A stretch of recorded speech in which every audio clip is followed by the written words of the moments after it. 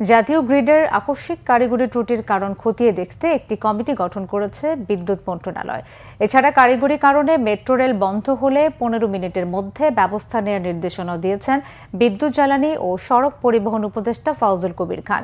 রবিবার সচিবালয়ে ব্রিফিং উপদেষ্টা বলেন, তদন্ত কমিটি গ্রিড বিপর্যয়ের কারণ, দায়ী প্রতিষ্ঠান ও ব্যক্তিকে শনাক্ত করবে। ভবিষ্যতে কিভাবে বিপর্যয় এড়ানো সম্ভব সে বিষয়ে সুপারিশ করবে কমিটি। এ সময় উপদেষ্টা জানান, লোডশেডিং সহনীয় রাখতে চেষ্টা করছে সরকার, তবে বিদ্যুৎ উৎপাদনে জ্বালানি সরবরাহের সংকট রয়েছে। প্রয়োজনে তেলভিত্তিক বিদ্যুৎ কেন্দ্র চালানো হবে বলেও জানান উপদেষ্টা।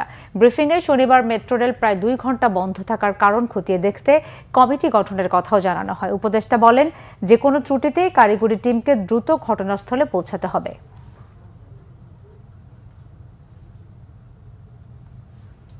আমরা বিষয়টাকে তদন্ত করার জন্য আমরা বুয়েটের pro vice chancellor Abdul Hasib চৌধুরীকে আহ্বায়ক করে এটা কমিটি করেছি। এই কমিটির যে কার্যপরিধি হবে গ্রিড বিপর্যয়ের কারণ নির্ণয়, গ্রিড বিপর্যয়ের ক্ষেত্রে ব্যক্তি বা প্রতিষ্ঠানের দায় নির্ধারণ, ভবিষ্যতে গ্রিড বিপর্যয় পরিহারের লক্ষ্যে সুপারিশ প্রদান এবং কমিটি আগামী 7 কর্মদিবসের মধ্যে, কারণ ওনারা হয়তো ফিল্ডে যাবেন, খুলনাতে বরিশালে যাবেন, কমিটি আগামী 7 দিবসের মধ্যে সুপারিশ সহ প্রতিবেদন থাকবে। মেট্রো রেলের যেটা ওটা একটা ইলেকট্রিক্যাল ছিল।